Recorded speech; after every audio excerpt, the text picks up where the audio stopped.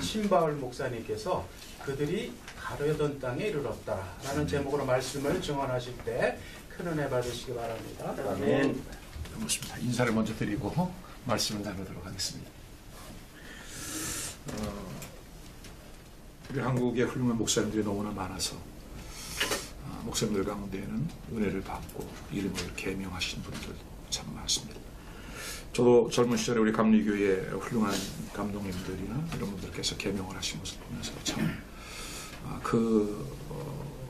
인생에 살아오는 그 여정과 목회적인 흔적들이 참 너무 귀하다 그런 생각을 했습니다.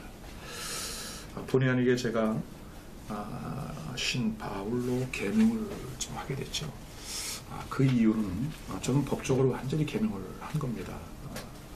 선교사 시절부터 저의 바이블 네임은 폴이었습니다.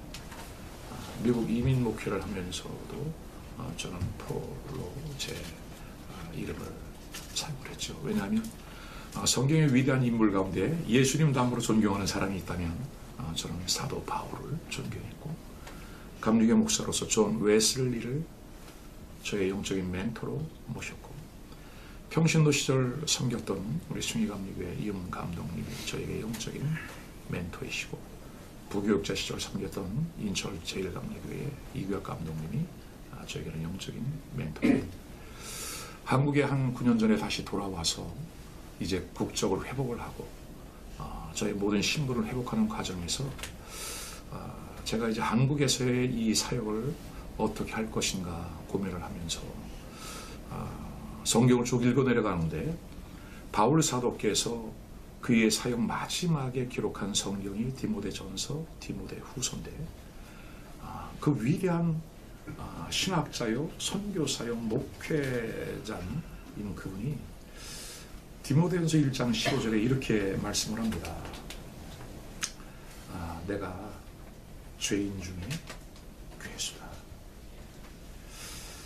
바울 사도의 흔적을 보면 정말 박수를 받을 만하고 수많은 무리가 따를 만한 영적인 흔적을 남긴 분임에도 불구하고 그의 마지막 고백은 내가 죄인 중에 괴수다. 저도 목회자로서 정말 훌륭한 목회의 흔적을 남기고 싶은 마음이 있고, 또 지금까지 최선을 다해서 살아왔고, 한국교회를 너무나 뜨겁게 사랑하고 우리 대한민국을 사랑하는 마음이 참으로 저는 개인적으로 특심하다라고 생각을 합니다. 그러나 가장 중요한 것은 우리가 마지막 순간까지 잘 가는 게 중요하다. 네. 한때 엄청난 일들을 이루었다가 중간에 바람같이 사라진 많은 하나님의 사람들이 있죠. 제가 미국 갔을 때 그 지미 스와갓이라고 하는 그 TV 부흥사 아주 유명한 분이 계셨습니다.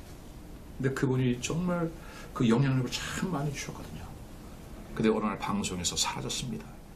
그 이유를 알고 보니까 불미스러운 일로 인하여 그 위대한 흔적을 남겼던 분이 사라지는 걸 보면서 저에게도 이렇게 정말 끝까지, 그리고 마지막 순간에 주님 앞에 서서 저는 죄인입니다 라고 고백할 수 있습니다. 그렇다고 제가 아직 죄에서 용서받지 않은, 구원의 확증이 없는 그건 아니죠.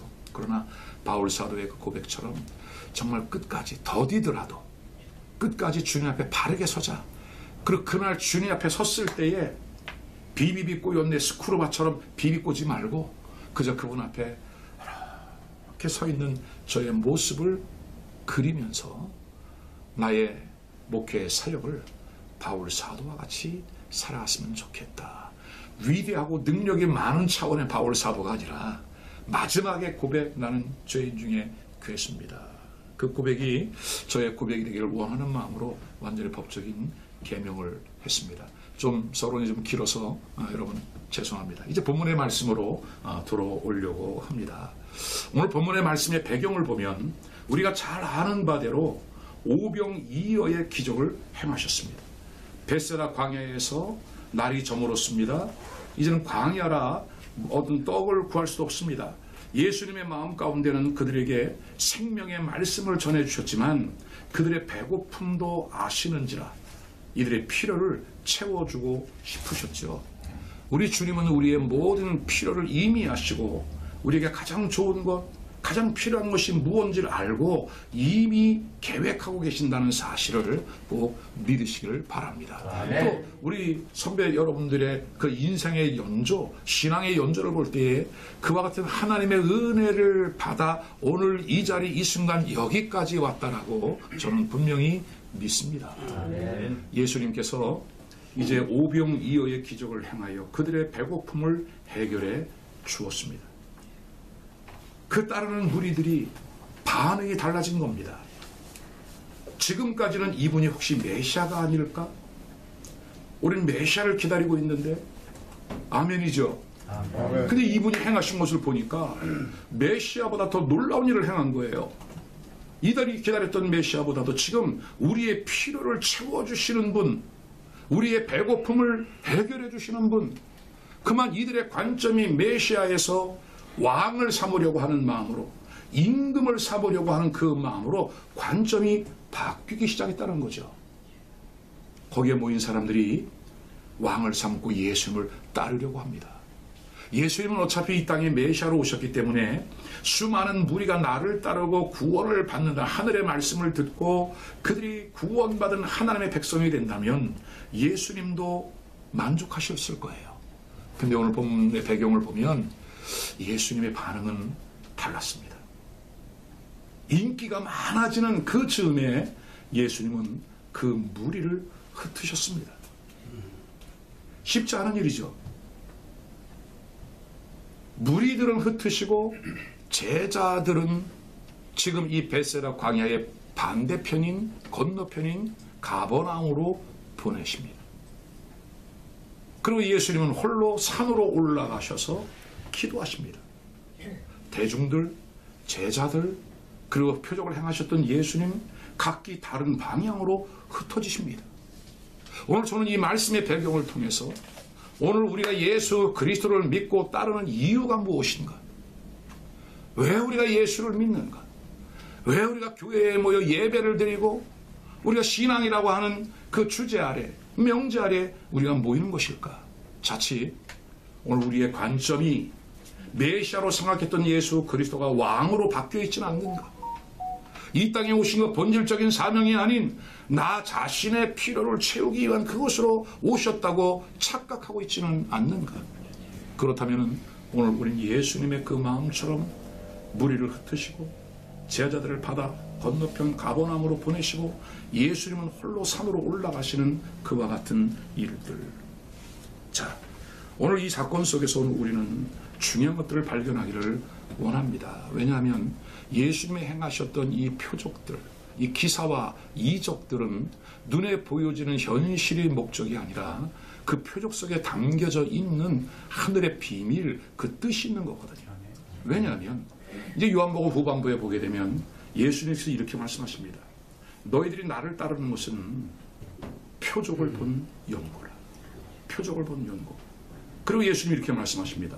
너희 조상들은 지나간 날 광야에서 만나를 먹었어도 죽었거니와 40년 동안 하늘에서 내려오는 그 신비적인 역사를 통해서 만나를 먹고 광야를 지났대요. 여러분, 이거 하늘에서 만나가 내려와서 한 끼 정도가 아니라 40년 종을 먹고 그들이 광야를 지나갔다는 거죠. 평생 잊지 못할 일입니다. 근데 예수님이 이렇게 말씀하십니다. 너희가 이런 만나를 먹었어도 너희 조상들은 죽었다. 평생 예수를 믿어도 죽는다. 평생 예배를 드려도 죽는다. 교회 안에서 예배당에서 편하게 앉아서 찬송가를 부르다가 예배를 드리다가 지옥 갈 수 있다. 왜요? 너무나 많은 신앙의 사람들이 본질을 잃어버린 표적, 세메이온, 그 표적 때문에 예배는 이런 거야, 교회는 이런 거야, 예수는 이런 분일 거야라고 자기 스스로가 만들어 놓은 하나님, 자기 스스로가 만들어 놓은 주님을 믿고 나는 지금 바르게 가고 있다고 착각을 하고 있는 거죠. 나는 하늘에서 내려온 산더기니 나를 먹는 자는 영원히 죽지 아니하리라. 만나를 먹어도 죽었다.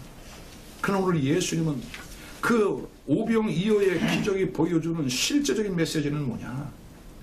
내가 떡을 떼어 나눠준 것처럼 하늘을 우러러 축사할 때에 수많은 사람이 먹고 남은 것처럼 예수님의 실체는 십자가에서 자기의 몸이 채찍에 맞아 못에 박혀 창에 찔려 갈기 찢겨짐으로 우리에게 생명의 떡으로 예수의 살과 피를 먹고 마신 자들에게 영원한 생명을 주시는 구원자인 것을 우리는 꼭 믿어야 할 줄로 믿습니다. 아멘. 나의 구원자로 이 땅에 오신 예수 그리스도. 아멘. 두 번째는 제자들이 이제 바다 한가운데를 지나갑니다. 오늘 본문에 보니까 밤이래요. 낮이 저물었대요. 바다 한가운데래요. 아마 갈릴리에 가보신 분도 계시겠지만 큰 호수이지만 그 크기가 한 41km, 줄이 41km나 되는 굉장히 큰 바다와 같은 호수죠. 캄캄한 밤에 그 바다 한가운데에서 엄청난 광풍을 만나게 되었습니다. 거기에 예수님이 계시면 좋을 텐데 예수님도 계시지 않습니다. 어떻게 보면 오늘 우리의 인생이, 오늘 대한민국이 처한 상황이 지금 이 바다 한가운데서 표류하고 있는 제자들의 모습과 같지 않을까. 우리 선조들이 일제강점기와 6.25를 받아내고 보릿고개를, 그 엄청난 고통과 고난의 시간들을 겪어낸 산 증인들이 이 자리에 계시는 거죠. 그리고 이렇게 짧은 시간 안에 엄청난 경제 대국, 군사 대국으로 또 대한민국 교회가 성장을 하고 세계 선교에 영향력을 주는 이 작은 나라, 세계 유일한 분단 국가에서 있을 수 없는 일들이 일어나고 있는 이 일들은 전적이며 온전한 하나님의 역사일진데, 우리 그런 말이 있죠. 짐승은 배부르면 잠을 자고 사람은 배부르면 그때부터 죄질 생각을 한다. 온갖 불명예스러운 일들도 우리 한국의 많은 타이틀을 갖고 있습니다. 1997년에 부교육자 시절 IMF를 만났습니다. 성도들의 가정을 신방을 하는데 성도들의 가정을 갈 곳이 없는 거예요. 전화해도 받지를 않아요. 아이들이 받아요. 엄마 어디 갔니? 엄마 일을 갔는데요. 이 집도 저 집도 그 집도 다 일 다니는 거예요. 그때 당시만 해도 아낙네들이 사회활동하는 게 그렇게 활발하지 않았습니다. 거의 남자들이 밖에 나가 일을 하고 아내들은 가정생활, 교회생활을 하면서 정말 건강하게 지켜나갔죠. 근데 그만 IMF를 만나 가정 경제가 무너지고 나니까 이들이 산업 현장으로 나간 거예요. 아니 목사가 신방하려 예배할 곳이 없는 거예요. 예배할 곳이 없는 거예요. 보통 하루에 10가정 이상을 신방하면서 성도들을 격려하고 믿음으로 세워나갔는데 갈 집이 없더라 이겁니다. 그때 당시 저의 생생한 기억으로는 인천 시내를 눈물로 울며 다녔어요. 울며. 하나님, 예배할 성도들의 가정을 만나게 해주십시오. 그때 당시에 제 생각에도 한국이 전쟁 나지 아니하고 물질로 하나님이 치신 게 감사하다. 그 IMF 때에 많은 사람들이 다시 교회로 돌아왔죠.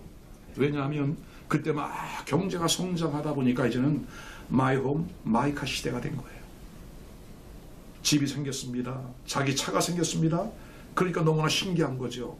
하나님께 감사한 것이 아니라 이제는 그때부터 슬슬 나오는 단어가 뭐냐, 레저 문화라고 하는 게 시작된 거예요. 그때까지만 해도 먹고 사는 건 너무 바빴어요.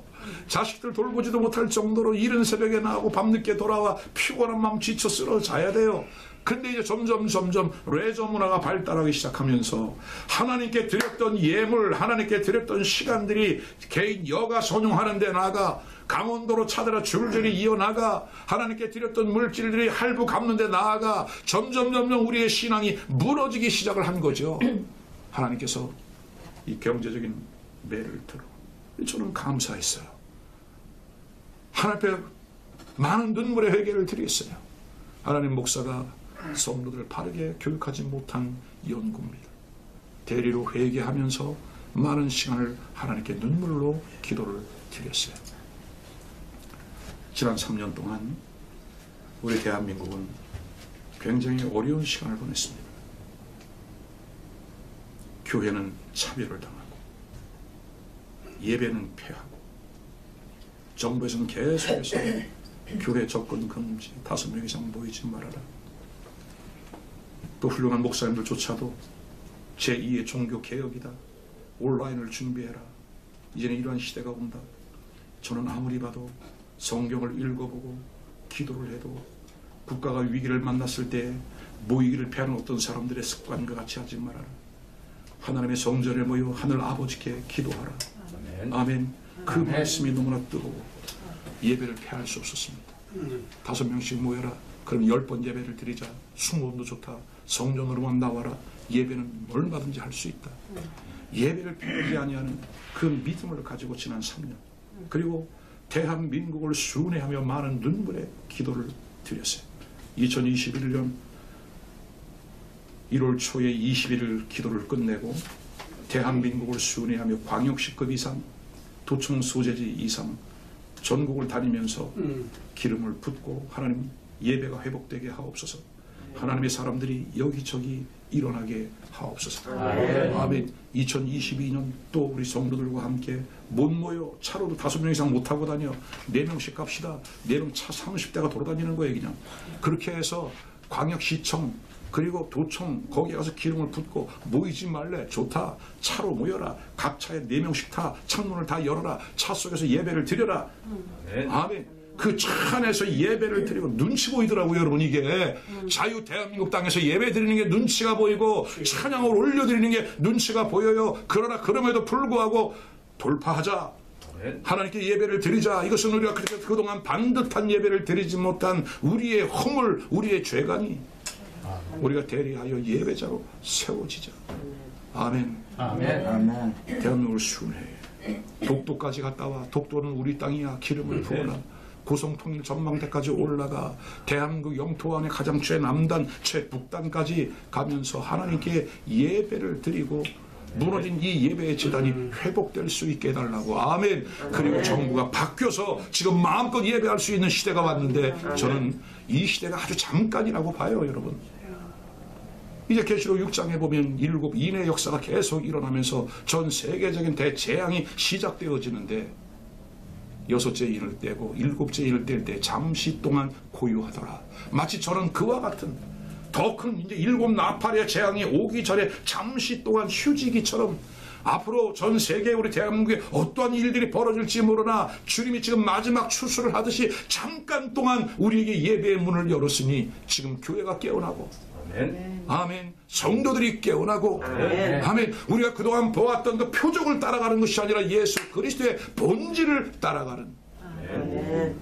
오늘 제자들이 수많은 기사와 이적을 경험하면서 그 많은 무리들이 예수님을 임금 삼으려고 하니까 제자들의 마음도 흔들릴까요? 안 흔들릴까요? 흔들려요. 왜냐하면 제자들의 그 삶을 보면 제자들도 인간적인 욕심이 있었어요. 자기의 모든 소유를 버리고 예수님을 따랐습니다. 따르다 보니까 본전 생각도 나는 거죠. 이분이 분명히 왕이 되면 그날에 우리를 우편에 하나는 좌편에 세워줬으면 좋겠다. 누가 우편에 설까? 누가 좌편에 설까? 예수님을 가장 가까이 따르는 그 제자들이 문제의 유발자가 될 거라고 하는 것을 너무나 잘 아시는 거죠. 그래서 어느 날 제자들을 데리고 변화산으로 데리고 올라갑니다. 그 중에 특별히 베드로, 야고보, 요한은 더 가까운 곳으로 데리고 올라갑니다. 그 변화산에서 하늘의 문이 열립니다. 엘리야가 내려옵니다. 모세가 내려옵니다. 예수님도 계십니다.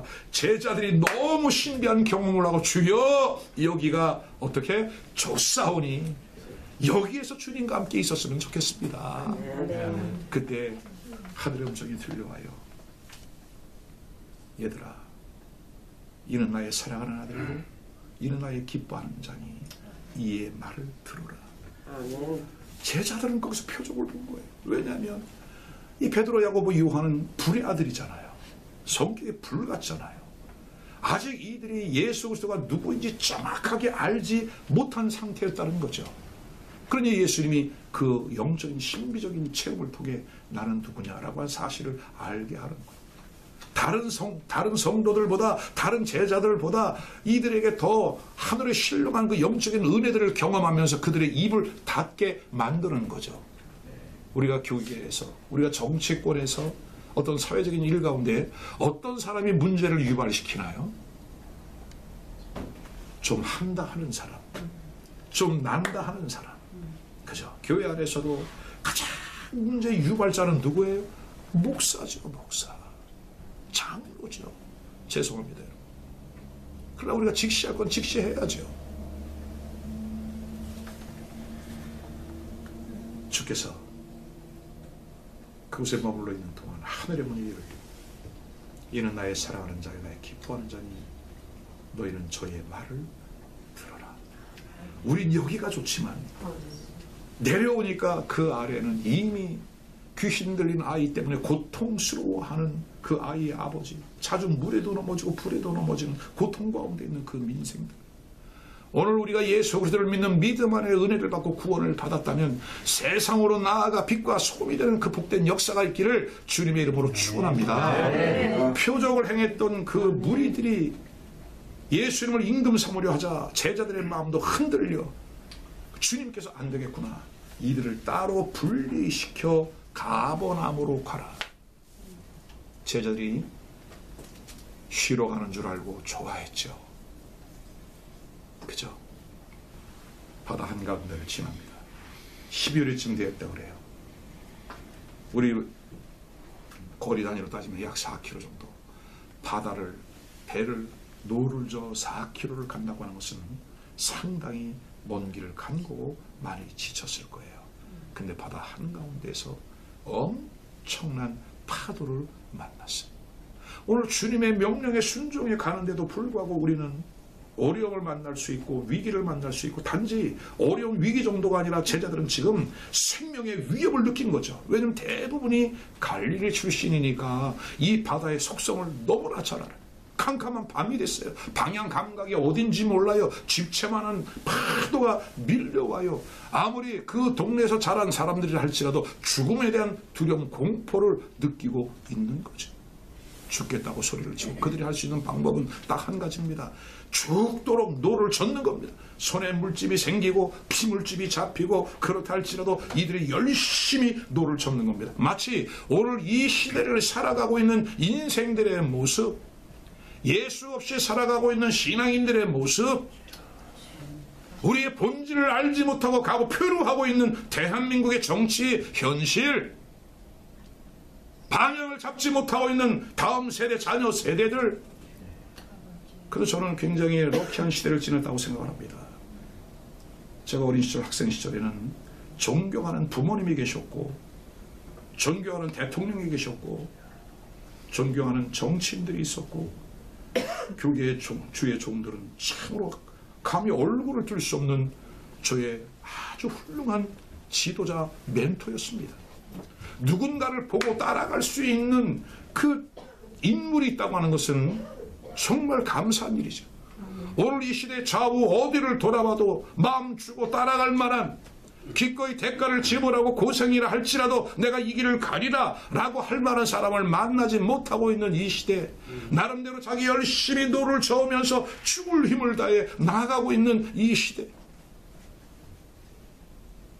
마태복음에는 그 시간이 밤 4경이래요. 새벽 3시랍니다. 조금 있으면 동이 틀 시간.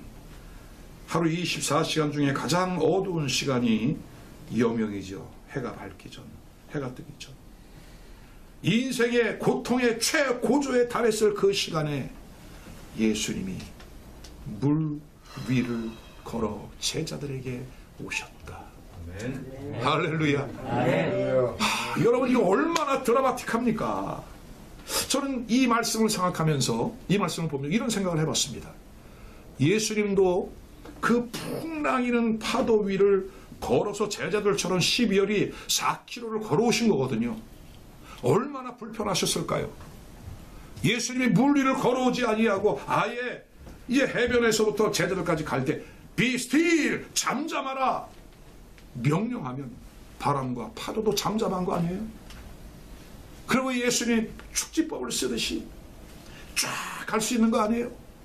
근데 예수님 친히 그 길을 걸어오셨대요. 물 위를 걸어오셨대요. 제자들이 깜짝 놀란 겁니다. 못 알아본 겁니다. 왜냐하면 예상하지 못했거든요. 인간의 상식을 초월하는 방법으로 예수님이 물 위를 걸어오셨거든요. 여러분, 우리 예수님은 우리가 생각하고 상상하는 것 이상으로 초월적인 분이시고 전능하신 분이시고 아멘. 아멘. 아멘. 그런 신적인 존재, 그분이 우리의 주님이신 거예요. 아멘. 한번 생각해 보십시오. 물 위를 굳이 왜 걸어오셨을까? 저는 그 사건 속에서 중력을 초월하는 예수 그리스도를 발견합니다. 자연의 법칙은 물에 가라앉게 되어 있습니다. 근데 예수님 떠 있어요. 그 길을 걸어오셨대요. 저는 물 위를 걸어오신 예수님은 제자들에게 당신을 계시하는 겁니다. 오병이어의 기적을 행하셨을 때에는 나의 능력은 이거야. 당신 자랑이 아니라 나는 구원자야. 생명의 떡을 주는 구원자로 이 땅에 왔어. 아멘. 아멘. 물 위를 걸어오신 예수님은 뭐냐? 이제 사망의 권세를 깨뜨리고 다시 살아나셨어요. 다시 살아나신 그 주님이 하늘로 올라가시는 아멘. 아멘. 진정한 메시아로서의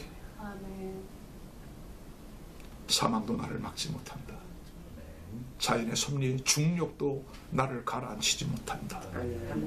그리고 나는 이 사망의 권세를 깨뜨리고 다시 부활한 후에 하늘로 올라가. 그리고 내가 너에게 나와 같은 보혜사 파라클레이토스, 내가 너에게 보혜사를 보내리니 그가 너희와 함께 영원히 있으리라. 아멘. 우리는 많은 간증을 듣습니다. 병이 나았습니다. 예수의 이름으로 사업이 대박이 났습니다. 내가 예수님 믿고 이렇게 많은 응답을 받았습니다. 눈에 보여지는 그 표적 때문에 예수 그리스도를 믿었다가, 저는 전도하다가 그런 사람도 만나봤어요. 목사님이세요? 네, 목사입니다. 그러시군요. 제가요, 옛날에 교회 300명 다니는 교회 총여성교회 회장을 몇십 년을 했죠. 300명을 나하고 우리 여동생하고 밥해 미겨가면서 그들을 다 서포트를 했죠. 그러셨군요. 그렇게 훌륭하셨군요. 근데요, 제가 지금은 절에 나가요. 너무나 마음이 아픈 거예요. 누구를 위한 봉사, 누구를 위한 헌신, 누구를 위한 모임인가? 인간의 수고한 노력에는 한계가 있으니, 아멘. 아멘. 우리에게 말씀을 주시고 그 말씀대로 살아낼 수 있는 능력을 주시는 성령의 기름 부으심과 그 충만함이 우리 안에 있기를 주님의 이름으로 축원합니다. 아멘. 여러분도 사회생활 하시면서 이제 대부분 은퇴하셨지만 은퇴하시고 난 이후의 삶도 그리 녹록지는 아니하실 거라고 생각이 됩니다.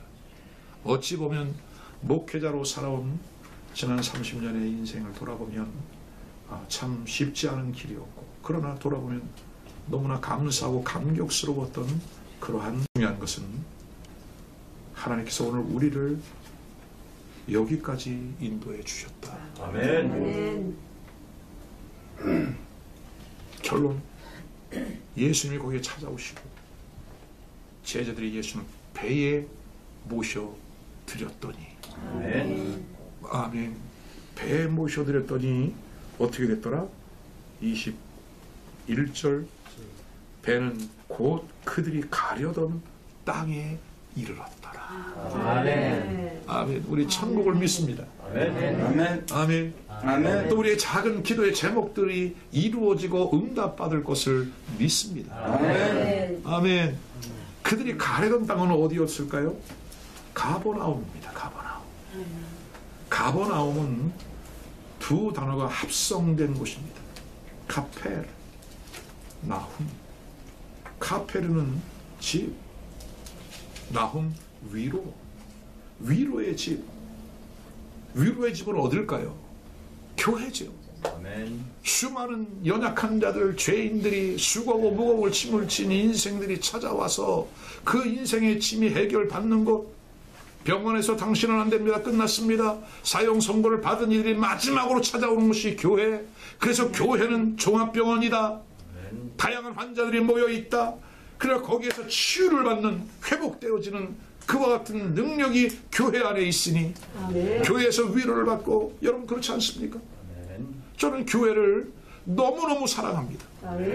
우리 하나님 아버지를 그렇게 뜨겁게 열정적으로 사랑하는 것만큼 주 예수의 피값으로 세우신 교회를 사랑합니다. 저는 마치 저에게 교회는 뭐냐라고 말하면 이렇게 말을 합니다. 교회는 우리 어머니의 자궁과 같은 곳이다. 아버지와 어머니의 사랑을 통해 제가 어머니 자궁에 잉태되었죠. 자궁에서 10개월을 지나고 어느 날 자궁 밖으로 나왔습니다. 새 생명의 탄생이죠. 그리고 어머니의 품에서 젖을 물리고 또 기저귀를 갈아 채워주면서 저를 안아주고 키워 여기까지 오게 됐죠. 교회는 마치 어머니의 자궁과 같은 곳이다. 하나님의 말씀으로 거듭나는 곳. 아멘. 아멘. 그리고 주의 종과 사랑하는 성도들과 함께 서로 사랑의 교제를 나누고 서로를 존중하는 법을 배우고 아멘. 서로를 배려하는 법을 배우고 아멘. 마음껏 원 없이 사랑하는 곳이 교회 외에 어디가 있단 말입니까? 교회는 이 세상의 유일한 소망. 아멘. 그들이 가려던 곳, 교회는 천국의 그림자. 아멘. 아무리 이 세상이 교회를 비난하고 정죄하고 판단해도 그래도 해답은 교회다. 아멘. 교회에 구성된 우리 사랑하는 성도 한 사람 한 사람이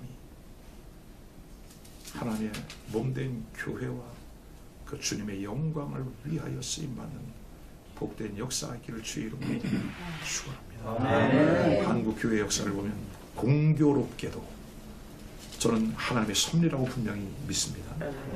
그러나 일반적인 표현으로는 공교롭게도 한국 교회가 막 성장할 때 지하실에 가만히만 깔아놔도 천막만 쳐놔도 구름대처럼 막 몰려오던 그때에 한국 경제가 성장하기 시작을 하고 그때 세웠던 대통령이 새마을운동, 그죠?